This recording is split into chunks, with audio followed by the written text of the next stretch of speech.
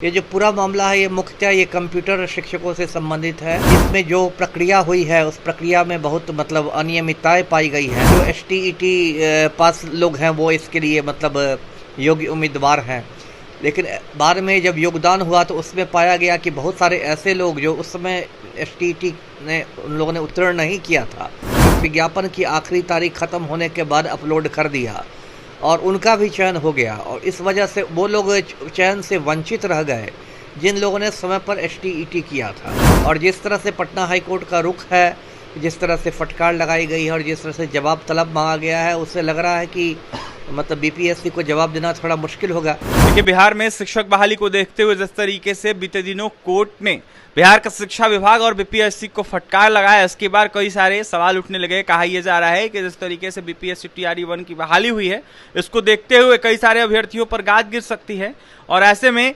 बहाली भी रद्द हो सकती है। हमारे साथ बात करने के लिए बिहार के पूर्व आईपीएस अमिताभ कुमार दास से जुड़ेंगे, बात करेंगे। अमिताभ दास जी, कैसे देख रहे जिस तरीके से कोर्ट का फैसला आया और कोर्ट ने फटकार लगाई और जिसके बाद जवाब तलब किया और कहीं ना कहीं साफ कहा कि अगर सब कुछ क्लियर नहीं होता है तो बहाली को रद्द कर दी जाएगी? जी, मैं दर्शकों को बताऊं, ये हाल की बात है और ये पटना हाई कोर्ट में की एकल पीठ है, जस्टिस अंजनी कुमार शरण की पीठ, और उन्होंने बिहार सरकार से बीपीएससी से जवाब तलब किया है और अगली सुनवाई 4 हफ्ते बाद रखी है। ये जो पूरा मामला है ये मुख्यतः ये कंप्यूटर शिक्षकों से संबंधित है और इस मामले को चुनौती दी गई थी। कहा गया कि लगभग 900 लोगों की बहाली हुई है और इसको चुनौती दी थी और याचिकाकर्ता के वकील ने कहा, किसी तिवारी ने याचिका की थी और उसके वकील ने कहा कि इसमें जो प्रक्रिया हुई है उस प्रक्रिया में बहुत अनियमितताएं पाई गई है।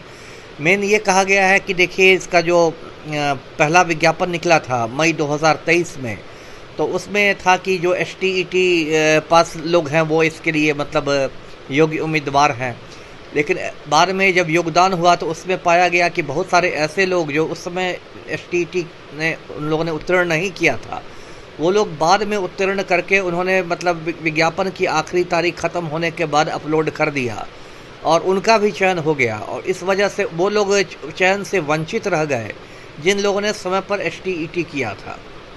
तो ये एक फर्जीवाड़ा का मामला बताया जा रहा है और जिस तरह से पटना हाई कोर्ट का रुख है, जिस तरह से फटकार लगाई गई है और जिस तरह से जवाब तलब मांगा गया है, उससे लग रहा है कि बीपीएससी को जवाब देना थोड़ा मुश्किल होगा।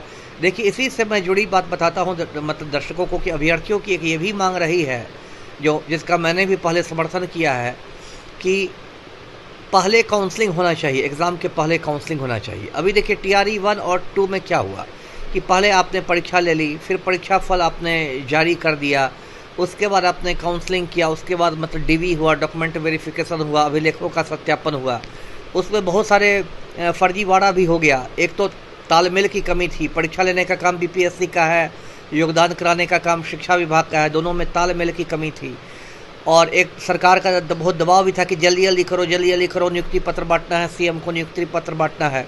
तो उस दबाव में, जल्दबाजी में बहुत सारे ऐसे लोगों की बहाली भी हो गई जिनकी नहीं होनी चाहिए थी। बाद में कुछ फर्जीवाड़ा पकड़ा गया, उन लोगों को हटाया भी गया। तो अभ्यर्थियों की ये भी अभी हाल में तो एक धरना प्रदर्शन जैसा हुआ था बीपीएससी ऑफिस के सामने, उसमें जो अभ्यर्थियों की 2-3 मांगे थी प्रमुख, उसमें की ये भी मांग थी।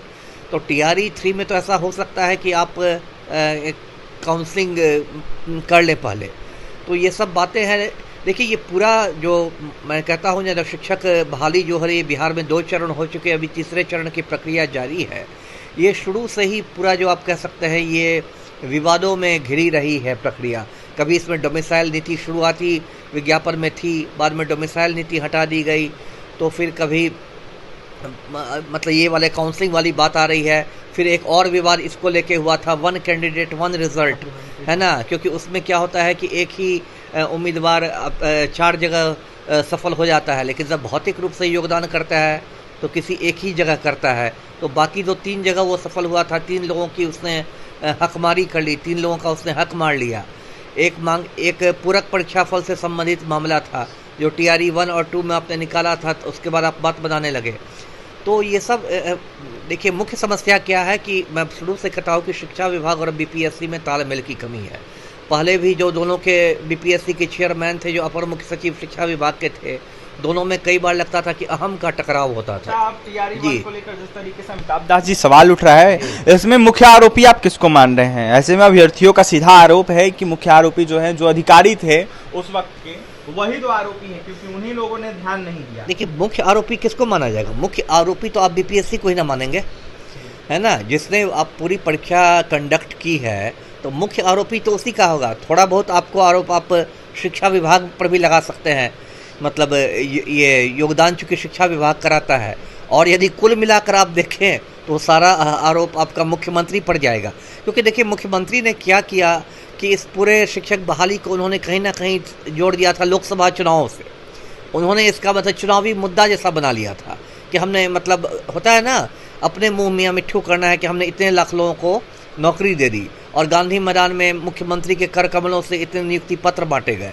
तो ये जो पूरा दबाव था मुख्यमंत्री का शिक्षा विभाग पर और बीपीएससी का कि एकदम चट मंगनी पट ब्याह हो, इसमें बहुत सारी गड़बड़ियां हुई है। जी, चट मंगनी पट ब्याह हो, इसमें बहुत सारी गड़बड़ियां हुई है। ऐसे में बिहार के पूर्व आईपीएस अमिताभ कुमार दास थे हमारे साथ। एक और सवाल रहेगा सर आपसे, जिस तरीके से आपने बताया कि जो दोषी है वो कहीं ना कहीं बीपीएससी आयोग और शिक्षा विभाग है, मुख्यमंत्री मुख्य आरोपी हैं, तो ऐसे में जो अभ्यर्थी हैं वो लगातार सवाल पूछ रहे हैं, क्या कंप्यूटर साइंस के अलावा और भी जो बहाली हुई है उसमें भी फर्जीवाड़ा हुए होंगे? क्या उनकी भी बहाली रद्द हो सकती है कोर्ट के फैसले के बाद? देखिए, थोड़ी बहुत गड़बड़ियाँ तो मतलब मुझे लगता है सब में हुई है, थोड़ी बहुत गड़बड़ियाँ, लेकिन कंप्यूटर साइंस की जो हुई है वो सबसे ज़्यादा विवादित वो रहा है। तो इसमें तो देखना पड़ेगा 4 हफ्ते बाद क्या सुनवाई होती है, और क्या सरकार का जवाब जाता है, क्या बीपीएससी का जवाब जाता है, और वो फिर न्यायमूर्ति महोदय के विवेक पर निर्भर करता है कि वो रद्द करने के आदेश दें या फिर संशोधन करने के आदेश दें। ये तो उनके विवेक पर है। मतलब कुछ भी हो सकता है। क्यों नहीं हो सकता है? मान लीजिए न्यायमूर्ति महोदय सरकार और बीपीएससी के जवाब से संतुष्ट नहीं होते हैं, उनको लगता है कि कुछ झोल झाल है और ये लोग बात को बचा रहे हैं, गोलमोल जवाब दे रहे हैं, तो रद्द होने का आदेश क्यों नहीं हो सकता है? देखिए, कुछ भी हो सकता है। अगर सरकार ने गोलमोल घुमाया था, ऐसे में अभ्यर्थियों के ऊपर गाज गिर सकती है, क्योंकि देखा जाए तो काफी सारे फर्जीवाड़े कहीं ना कहीं हुए हैं टीआरई 1 में। और बड़ा यह सवाल है कि जिस तरीके से कंप्यूटर साइंस में ही कहीं ना कहीं फर्जीवाड़ा हुआ है, या फिर अनेकों सब्जेक्टों में फर्जीवाड़ा हुआ है। देखने वाली बात होगी, जो भी आदेश आएगा, कोर्ट का आदेश आएगा 4 हफ्ते बाद, जवाब तलब किया गया है, और ऐसे में सरकार क्या कुछ जवाब देती है, सबकी निगाह है उस पर है। और भी तमाम खबरों के लिए बने रहे हमारे साथ। बिहार के पूर्व आईपीएस अमिताभ कुमार दास को आप सुन रहे थे। बहुत बहुत धन्यवाद।